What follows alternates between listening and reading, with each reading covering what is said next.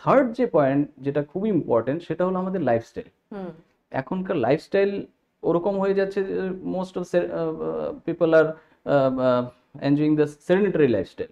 Sedentary লাইফস্টাইলের কারণে weight gain হচ্ছে, সেক্ষেত্রে দেখা যাচ্ছে আর্লি এজে এই অস্টিওআর্থ্রাইটিসের ব্যাপারটা দেখা দিচ্ছে। তো এইগুলো হলো ফ্যাক্টর। ঠিক।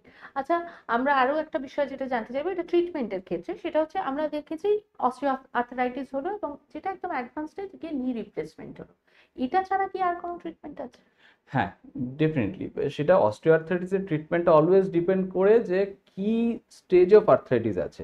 জেনারেলি আমরা অস্টিওআর্থ্রাইটিসের 4টে স্টেজ ধরে নিই।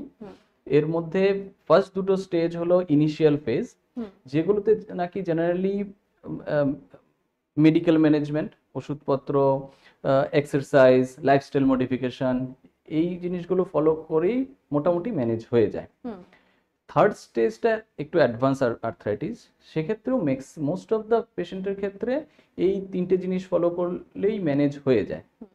বাট যাদের ক্ষেত্রে খুব এই জিনিসগুলো ফলো করার পরেও আর্থ্রাইটিসের পেইনটা অতটা ইন্টলারেবল হচ্ছে, তাদের ক্ষেত্রে হয়তো নি রিপ্লেসমেন্টের দিকে যেতে হয়।